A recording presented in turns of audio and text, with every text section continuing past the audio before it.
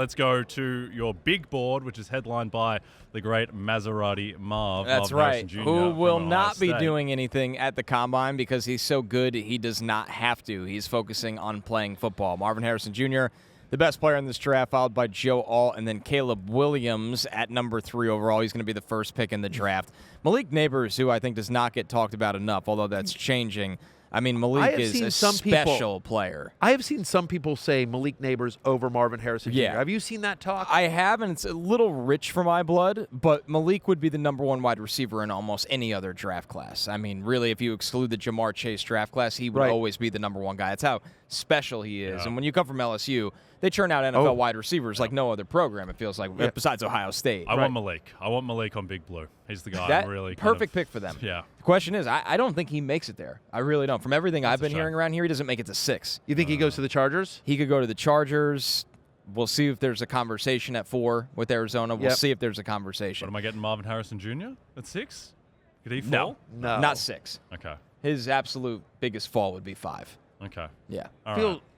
I think it just depends on whether the Patriots trade down, whether they do a quarterback, or whether they decide. So you think the top 5 is going to be Williams, May, Daniels, and then the 2 receivers? Yep, and Daniels and May can go in some order, and then the 2 receivers could go in some order. I think Marv will still be the first one, but they could go in some order. But, 9 of the first 10 picks I think are going to be offense in this draft. It's great that my Giants have the pick 6 then, because those are the 5 guys I want. Brock Bowers or Roma Dunze. All right. They're both good. Yeah. They're both good. All be great. It's going to be. I think the important part for our conversation is that it's going to be a lot of times the first round especially is not particularly fantasy friendly. It's defensive linemen, it's offensive linemen, it's safeties, that kind of stuff, and then there's like a quarterback or 2.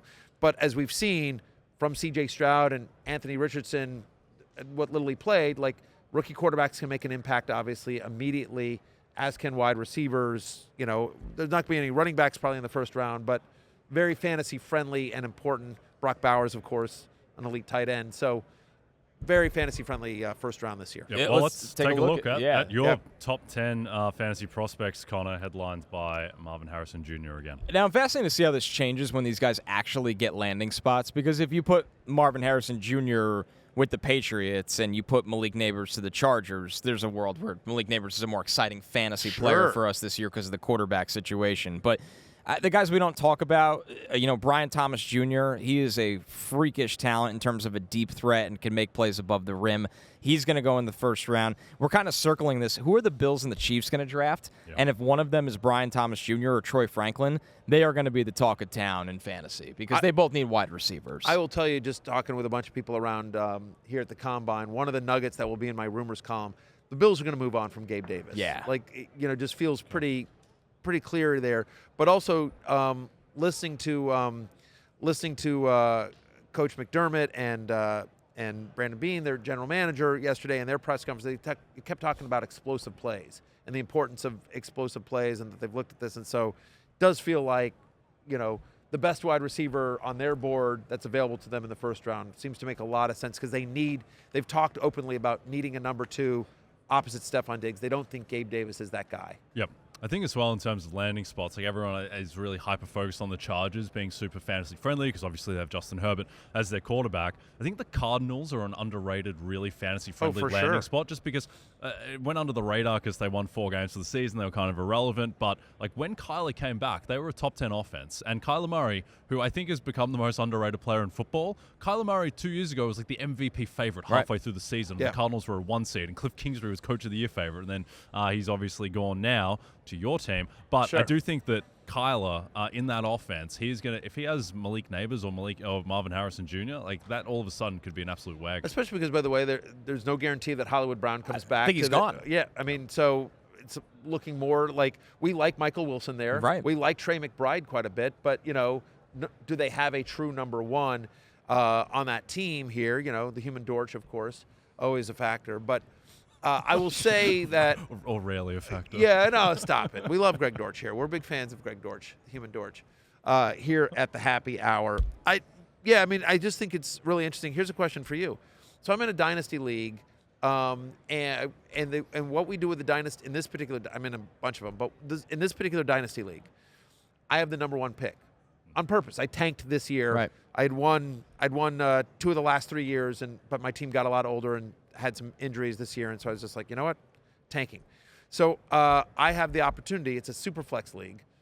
I have Mahomes and Purdy as my quarterbacks. I'm pretty good at the quarterback spot. It's good living. Yeah. And it's tight end premium.